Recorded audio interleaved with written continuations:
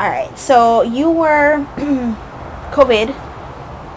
So we flashed back to 2018 when you were home, but you came back in 2020. Yeah, and started working with the clinic and really just putting that internship into work finally, because that was my first position or first kind of work in marketing after doing this internship and realizing that this is what I want to do, because in doing the internship I obviously talked to my mom about how things were going, and she'd be like, "You're so good at this, you should come and work for me." And she took a chance on me, and I was able to just really start building and working on my voice as a marketer, as opposed to just writing articles, because in school you're doing a lot of writing articles for editorials, and there was a lot of political news. I started in 2015, so 2016 we know it was that time. And I was rebelling a little bit and writing about culture and writing about fashion and writing about plus size clothing. And I would try to always represent Jamaica. At any time I could, I would try and talk about cultural impacts. And we had a club on campus, and a Caribbean student club, and I always tried to highlight them and everything. So I was rebellious in that way. And so coming back, and now that I'm doing marketing, I can be fun and I can be witty. I don't have to just stick to the tenets of news journalism and all of that, and just I felt free in a lot of ways and validated. Like yes, I want to be a writer, but I'm not just writing what other people want or just writing serious boring things. Like I can really express myself.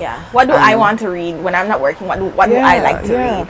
And just telling stories in a different way, because when I wanted to be a writer when I was younger, I was writing stories and poems. Some of my friends from high school. You can still do that, by the way. But in high school, I used to write stories in notebooks and pass them around to my friends. So there was we had a little book club of Kian's quirky stories. Oh, that's so fun! It was fun. It was a good time. You should definitely if you got to a point where the friends were reading it, then you need to start writing again. You need to just have a little notes, a little doc that you just jot something. I do have some of those stories. One of my projects when I calm down again, I'm gonna try and redo some of my stories. Enter some contests. There's the Commonwealth. So I recently interviewed Kwame McPherson, and he won the Commonwealth prize, which is for the entire Commonwealth. But it's short stories. I think they have it for poetry as well. But just see what's out there. I did enter a writing competition. I think it was 2020. One of the first ways that I expressed how I was feeling about this weird transition. After COVID, or after graduation, I was expecting to get my job and to start my career and to start my relationships and all that stuff. And I wrote an article, a personal essay about just my transition and coming back and starting over, and getting to a point in the pandemic where I was like, okay, so I'm being forced to take this downtime again.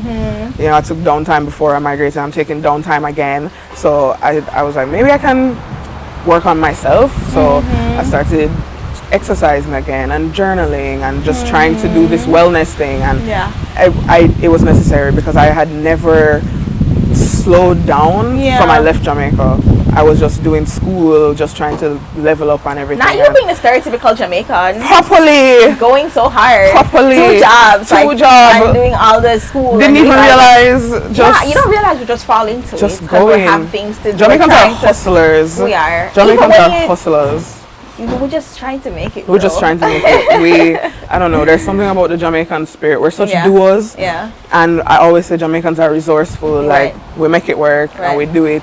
But I was victim to that. I was victim to the hard God and done mentality. That's the only way. That's the only way. Go hard or go home. Go hard or go home. And it was literally or go home. Or go home. Here I am. So I don't know. So maybe I'm cycling back. So now I'm home and then I go hard. Yeah. Okay, so you're home, but you go back. What happened? Oh gosh. What happened? Yeah. So I came home in 2020 and I spent a year. I was doing copy for the clinic. I was writing articles in the Glino for the clinic, and there was a point where had to handle some business, some serious. There's a lot of loose ends that comes with being in a transitory space of migrating. Yeah. And it just came to a point where mommy called me and said, business time. Yeah. We gave you the time to go and explore, and you didn't like fall into a big career or anything, so maybe you have to come back and try it again. We have to finish out what you have to finish out. So I packed up myself in 2021, and luckily again, school Stony Brook said, we're gonna give you guys an in-person graduation. So I was like, wow, I finally get to have my graduation a year later. Maybe I'll feel better. Maybe I need the ceremony to kickstart my life. Like closure. Yeah, closure something. Maybe it just needed the fanfare to be like, oh, it's time to start. Life's gonna start now. So I went back, graduation, and then my goal was time to find a job. Time to find the New York girl job, the city girl job. I said, I'm a journalist, I'm a marketer. I gotta be in the city. I gotta get my power suit and hop on the train and all of that. And I was rigorously interviewing non-stop for a year straight, getting no responses, getting told that I'm overqualified, getting told that they just decided that they're not hiring in this position anymore. The budget for this department is, so we're just scrapping it, and just a year straight of that. And post-COVID job market, even to this day, treacherous. Yeah, and for the industry that I wanted to be in as well, a lot of companies were downsizing their marketing department. Marketing is always the first department to get cut. And this is now me. I decided this is what I want to do. What do I do? Where do I go? And so I fell into a very deep depression. And eventually my sister again said, I think we have to go to therapy. I think we have to talk to somebody. I think, as you try and figure this out, you also have to work on your mental, on your well-being. So had to cycle back to that euphoric, let me work on myself in 2020. And started therapy, and it was the best thing that ever happened. It was my first time going to proper structured therapy. And I learned coping mechanisms, and that's when I learned how much pressure I put on myself, how much my life has been so structured all these years, and it's the lack of structure that is making me feel crazy. I'm not crazy. It's the upheaval in my life. And then just being able just to have that space with a non-biased person, somebody who doesn't know me, to just talk and then get honest feedback and ideas. Funny enough, my therapist was one of the first people to say, I think you want to go back home. I don't think you want to be here. That's so interesting. Yeah. And I remember when they said it, did it feel like I thought like, did it feel right? She flicked it up from the bottom. She flicked it up, and I think part of me was probably suppressing it, like, no, I had to come back, I have to finish out.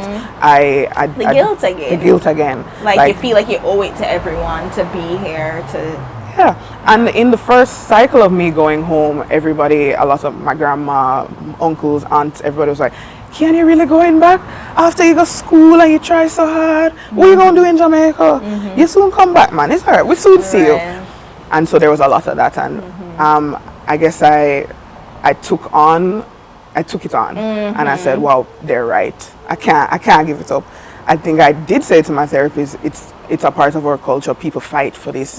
People give up their whole life and family and everything to come to wherever in the States, in Canada. Is that am I so privileged? Am I so privileged that I'm giving up this hard thought thing? And she was like, you have to think about yourself. You have to think about yourself. You have to think about how you feel. Look at how you break down in front of me when I just mentioned it. It's been on your mind, and I was like, wow, I think I do want to go home. It's scary again, but I've been in this process trying to start.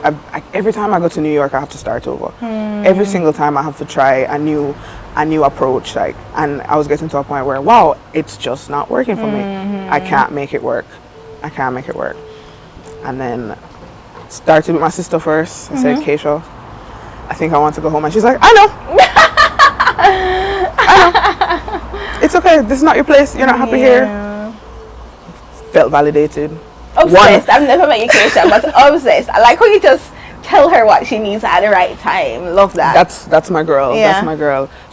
My sister has always been able to see me. She sees right through me. That can be uncomfortable sometimes, but it's so important to have those people. Yeah, but she was like, yeah, I know. And so when I first dragon slayed, I have her in my corner now. Right. So you can go to so I can go to boss lady. Go to boss lady, and I said, boss lady, mommy, think I want to go home. Right. She was like, okay. Why? And I told her honestly, my mental mom. Yeah. I say, you see me. You hear me interviewing. I tell you how it go. I tell you how great I think it went. I tell you I'm doing working interviews. I do presentations. I meet these. Oh, nobody talks about that. It's a whole job to prepare, and then you don't know if sometimes they can use the thing. I've gone through multiple 3- and 4-step interviews. Oh my goodness. Where I have to create presentations on a topic. You have to do the work. Job. They call it working interviews. They call them working interviews. Yeah. And so I told her that like I'm feeling so discouraged, and I know I don't want you guys to think that I'm just going home to just go sit down and be comfortable and go party and go hang out with my friends. Like, yes, there was part of that. I'm a young person. Right. I have my friends, you know. At that point I was very lonely as well. Like in therapy we were trying to find meetup apps and volunteering and clubs and all these things that I could do as an adult, and just wasn't finding any luck with that. Just all the avenues that I was trying, it just wasn't working. The only thing left in the States was to go to another state. But could I really in that state pack up and go to another state without anybody? At least you had your grandmother. I had my grandma, I had my sister. For a while I had mommy. She was staying with us for a little while. And so I had a support system there, and I still couldn't feel like it was going to happen. I was under this tremendous amount of mental pressure and stress and just not doing well. And eventually mommy said, what's your plan? And I had to give her a plan. If I gave her a PowerPoint, I think she would have been happy. I think she would have been even happier. But we sat down and we talked it out. You know, if I was going to be doing more work at the clinic, if I was going to be freelancing. We were just going through each other's networks. Who do we know? Who can we call? So I had to convince her, and she had to convince herself. But eventually she said, you know, I want you to be okay. I want you to be okay. And I can tell that you're not okay. Miss Heather. Miss Heather. Yeah, and then she said, if you're gonna be in my house, you're gonna start you have to be able to pay the bills in there. You're gonna have to be how you're going to get around, how you're going to feed yourself, how you're going to do all of these things. So she was very good at keeping me focused and the real part. She's always been good at that, like being a realist. She hear your dreams, and then she said, okay, good, but how are we going to make it work? How are we going to make sure that you don't go and be worse off? You know, because COVID still, I'm obviously finding jobs. I have very little in my savings left because I had to take care of myself while I was unemployed. And she said, just make us see. All right, we'll make us see. Okay. And then eventually I started getting interviews. I started looking at places in Jamaica, applying, started getting interviews for places in Jamaica. And I was like, see, all I had to do was say it. All I had to do was say it. And eventually November 2022, November 2022, I came back. And I said, all right, let's start working. I was freelancing for a little while and still trying to apply. I was applying to different places. I took the same approach that I was doing in New York, applying to different ranges of jobs. Like I have my sales experience, I have my retail experience, but I have my marketing internship experience. I had a couple just internships under my belt, and so I wasn't trying to limit myself in that way. And it was looking like same roadblock again. 6 months in the line, I'm just like, wow, what am I going to do? And then it wasn't until one of my really close friends, Tiana Chung, big up herself, Tiana said, I'm actually starting my marketing agency. Like she's been doing it on her own, content creation, Wanga Girl. Yes. Big up Wanga. I follow you Girl. on Twitter. Big up Wanga Girl. Yeah, great reviews. Oh, that's my girl. And she said, you know, I've been doing it on my own, but I'm trying to start this agency. And she said, you know, pull up. Yeah. And another person who took a chance on me, and I've been with her. I've been with her since we do shoots together, and so just developing this creative part of me more, and just since I've graduated, every day that I do some kind of work, I'm like, wow, I'm using my degree, I'm using my skills, I'm doing the thing, and it is what I wanted to do. And so Tiana pulled me up under her wing for another couple months, and we work and go through. And I'm still applying because I want to do something full time, you know. And I go through another cycle of interviews, and then I get hired full time to do social media marketing, and I'm here today. That was in December. So from November 2022, just, you know, slowly building, slowly growing, and then December 2023, I got hired for a full time job. So another year. A whole year of just really applying myself. I told everybody that I wanted to come home. I want to make it work. I think I'm supposed to be out here. I really think it might be New York, or America, whatever it was. But however it chopped, I'm supposed to be back in New York, in Jamaica. And so far, taking that bet on myself was the best move that I made in a while. Like, I feel so much better all around. Like, I looked at myself, how when I was in New York working out every day, I was still looking puffy, still looking stressed out, looking pale and dull, and just skin was looking looks different. It's different. How does it do that? The air in New York especially is highly polluted. They cut down their trees to build buildings. The car culture, it's a lot of just exhaust. It's not good for you. It's not good. It's not healthy. It's not healthy, but and now I'm back. I'm doing the kind of work that I always saw myself doing, creative work.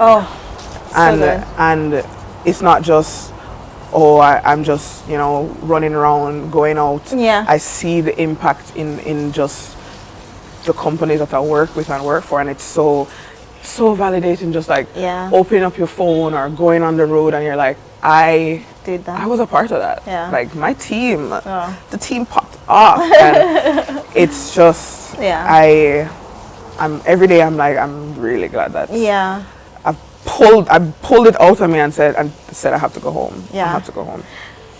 And you know what I love too with everything that you said? I love that you said it was a year before you got that like full-time job, but in that time you were applying yourself, because lots of people come home and they think, well, it's like a reverse fairy tale. It's like, I'm coming home, it's gonna be great, and automatically, but you still have to put in the work. You're starting over essentially, but you want to be here, so you're putting in the work, putting your shoulder to the wheel, and here we are. And I'm not trying to make it sound like every day I wake up and I did it. I did the hard work every day. 6:45, I'm on my Zoom, applying and making hard.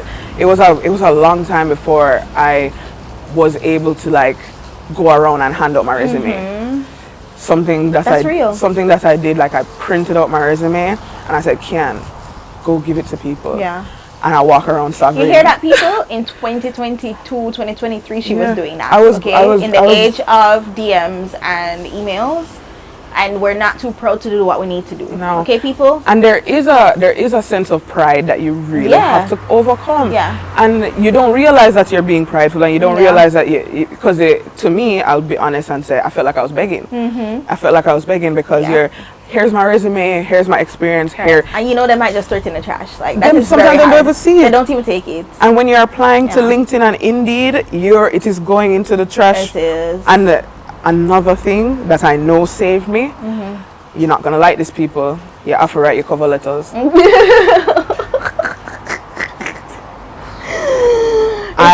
tailor them. It is what made the difference in the end. It is figuring out exactly where I want it to be, the type of companies that I wanted to work for, because it was a lot of writing lists like, I want to work here, these are types of hours, this is the work environment, and finding the companies that match it up. Cover letters and making them different, and I was very anti cover letter. Like What's the point? I send you my resume, I fill out the form, and the form is what's on my resume, and you still want me to write a cover letter. I'm begging. Yeah. But it's not begging, it's another opportunity to sell yourself. I'm sorry. I'm sorry.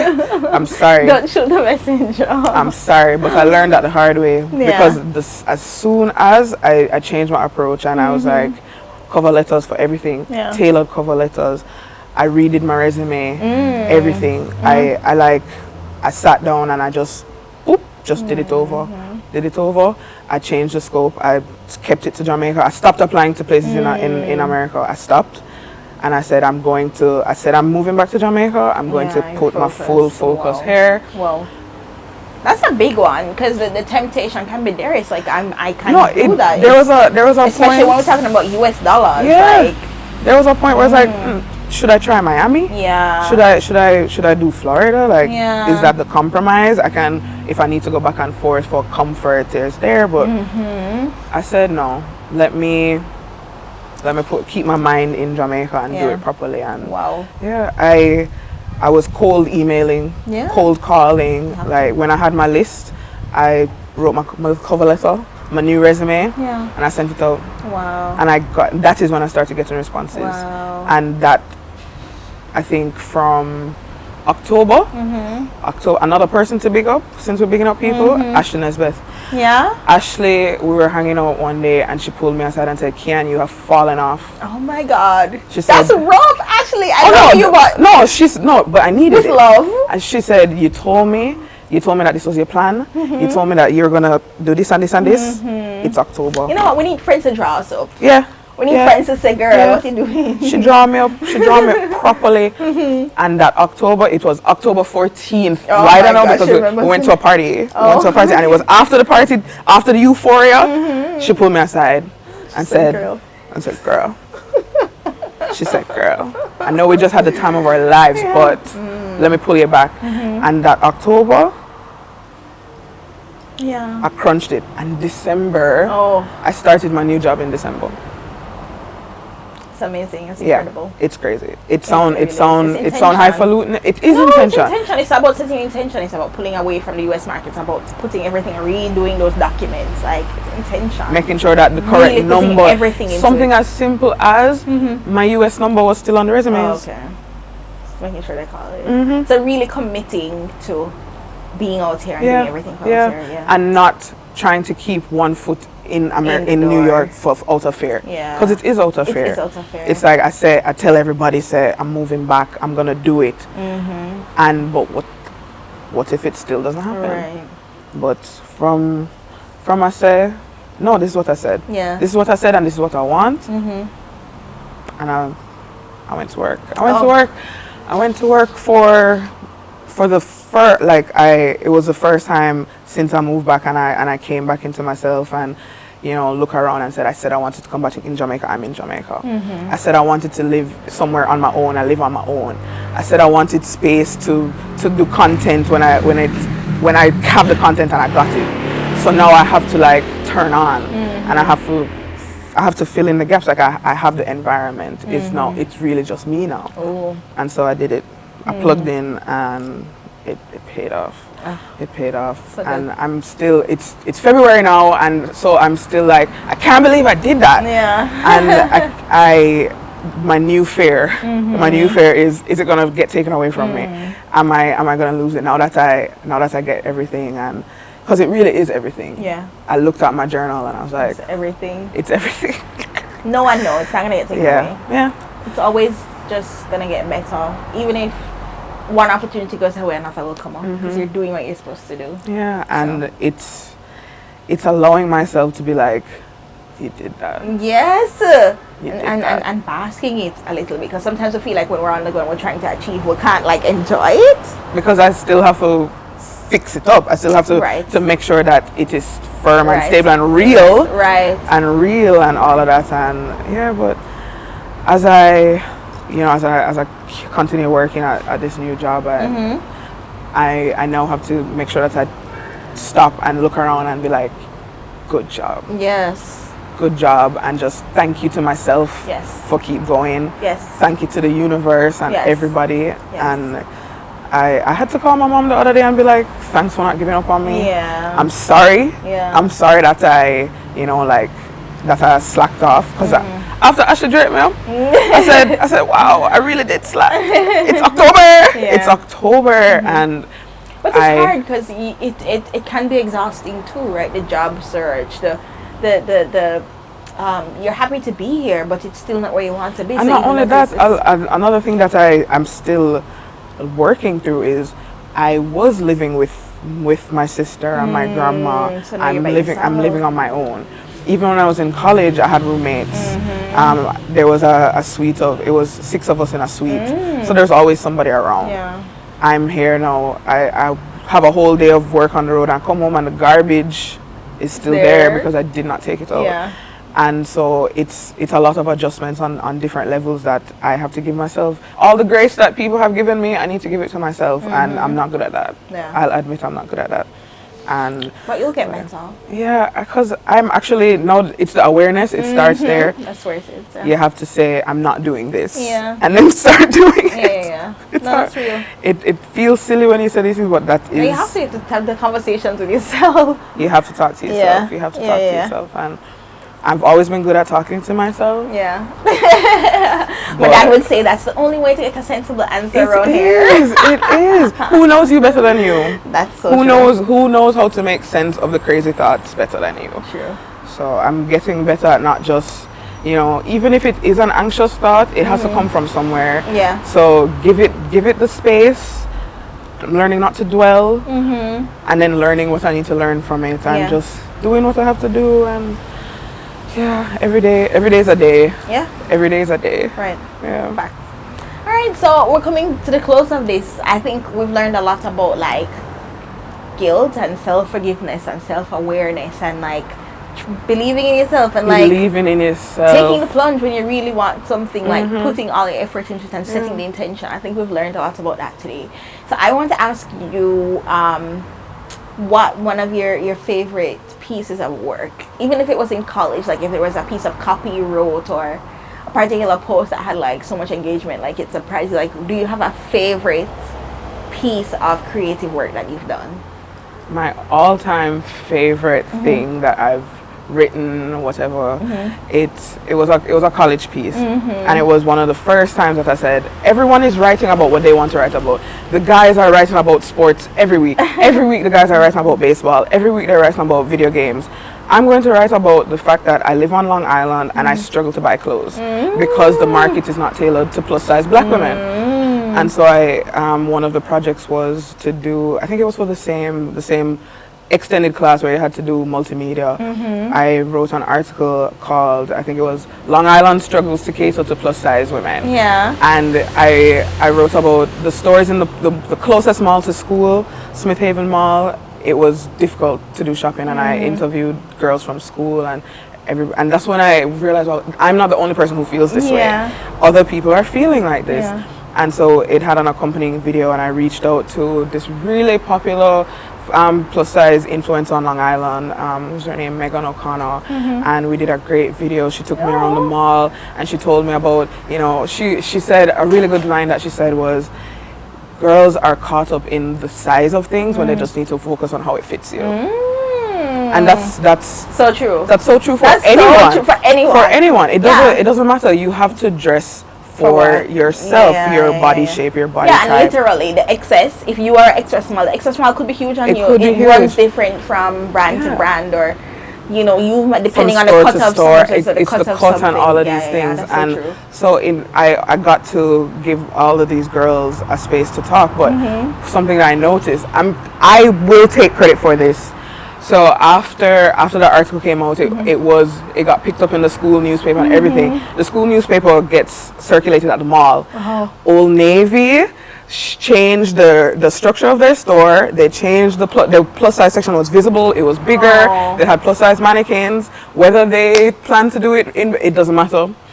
the timing was my article came out, and then it got it because it first we posted it for that class website, and then someone from the school newspaper was like, we're gonna publish this in the first edition, and then I noticed that it was at school, and then I went to Old Navy because what the picture that I used for that on the rack there was small, medium, large, like multiple of every size, and there was one double XL, and so the picture was just the double XL in the back in all of these, and then I went back to Old Navy the couple weeks after, giant plus size section. I love that. So I take credit for it. Yes, and I've always felt really proud of that because it was one of the first instances of and just me thinking that this is a good idea, can run with it, and it.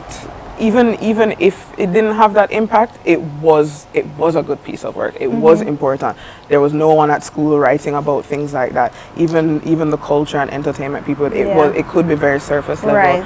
And then there was a small cohort of us that would try and do journalism, impactful journalism, as opposed to just going to school. Right. It mattered to a lot of us, and that was really awesome. Yeah. And then I became known as, if you want a culture piece, Kian's gonna write it for you, and it was great. It was great. Yeah, and I mean it. That's my favorite type of journalism to write. It's just stuff about culture, and those are the pieces from people who have genuine curiosity and genuine, like, the news is just the news, but when you write, I think you do the work to ask the questions about culture and what's happening. And communities, and just figuring out how people are doing life these days. Yeah. Because I'm sure we all, or not we all, but people, you have your preconceived notions of what life is like, whether it's your experiences or people you know. But there are people doing some different, unique, crazy things out there. And even just in the fashion world that I like to talk about, just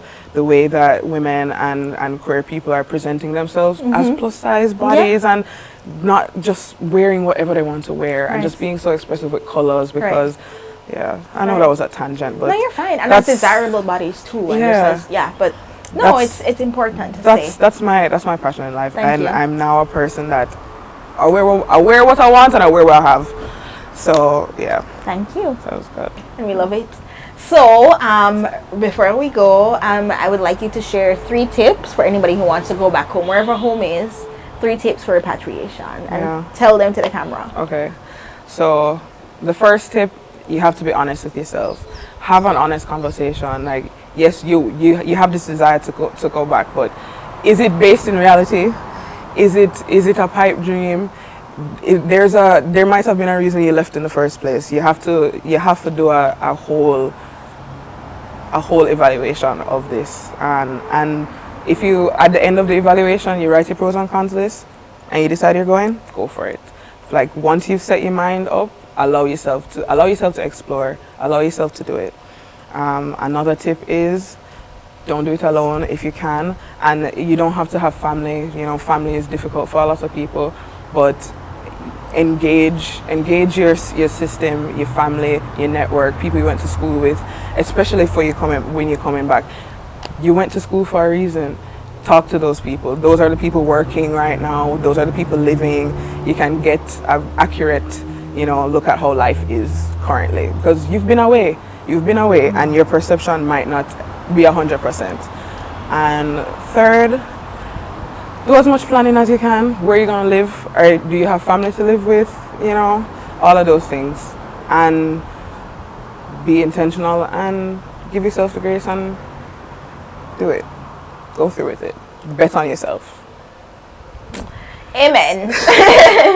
Bet on yourself. Bet on yourself. Okay, thank you so much, Kian, for everything. Like, you dropped gems today. I think that you really gave us real examples of how you bet on yourself and how you follow through and you make things happen, and how you can fight to get where you want and what you want, where you want to be. So with that, I am gonna thank you all for watching, and if you haven't already, please subscribe, comment in the prompts below if you have a comment on it, and we'll see you next time on Repat Stories. Thank you.